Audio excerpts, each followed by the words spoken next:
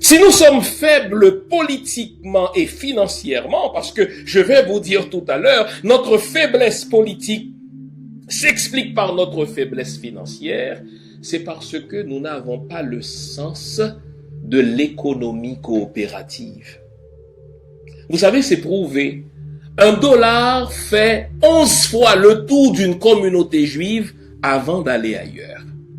Le juif va acheter son pain chez un juif.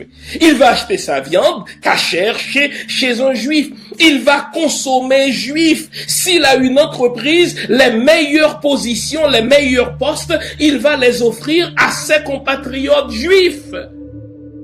Nous sommes des noirs honteux.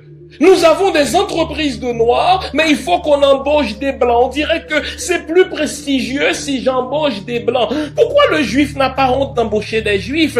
Pourquoi l'italien n'a pas honte d'embaucher des italiens? Pourquoi le chinois n'a pas honte d'embaucher des chinois pour les postes importants, pour les make jobs? Bien sûr qu'il va faire appel aux noirs. Mais nous, les noirs, nous avons une entreprise, nous préférons engager les autres. Ou alors nous, les Noirs, comme consommateurs, nous préférons consommer chez les autres plutôt que de consommer chez les nôtres, en sorte que notre dollar reste seulement 3 heures, statistiquement parlant, dans nos communautés noires. Il fuit ailleurs. Donc, puisque nous n'avons pas d'argent, personne ne nous prend au sérieux politiquement. J'ai échangé dernièrement avec un auditeur de cette émission qui a une pharmacie dans l'un des quartiers les plus fréquentés par des Noirs, les plus fréquentés par des Haïtiens à Brooklyn. En face de lui se trouve une autre pharmacie, cette fois tenue par un Vietnamien. Et mon ami me dit avec tristesse comment il constate que jamais un Vietnamien ne va-t-il acheter ne serait-ce qu'un Tylenol dans sa pharmacie à lui. Pourquoi? Parce que le Vietnamien, il sait qu'il doit consommer chez un compatriote, ne serait-ce que pour le rapprochement culturel, ne serait-ce que pour l'aisance langagière, il va acheter son Tylenol chez le pharmacien vietnamien. Mais notre compatriote haïtien qui tient une pharmacie dans un quartier fréquenté majoritairement par des Haïtiens, il me dit c'est avec tristesse de voir que les propres Haïtiens, ses propres compatriotes, vont acheter leurs médicaments à la pharmacie du Vietnamien.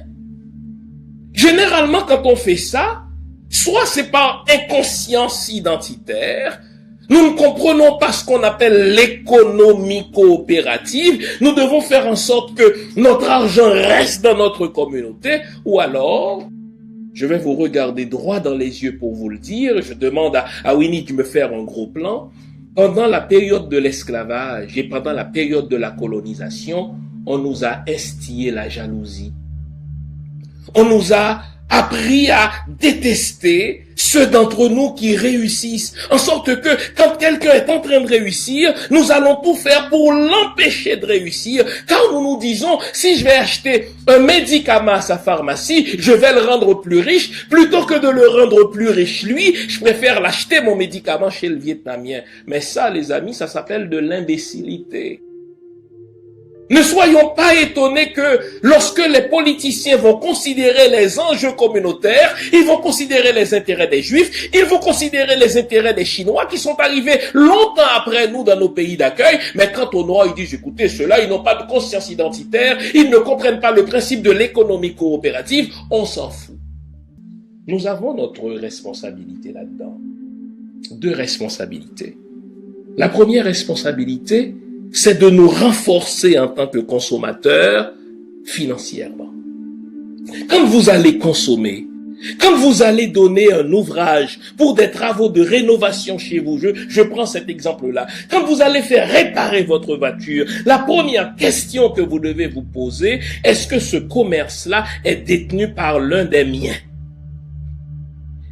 Aussi longtemps que nous serons faibles financièrement, nous serons faibles politiquement. Ce sont 2 vases communicants.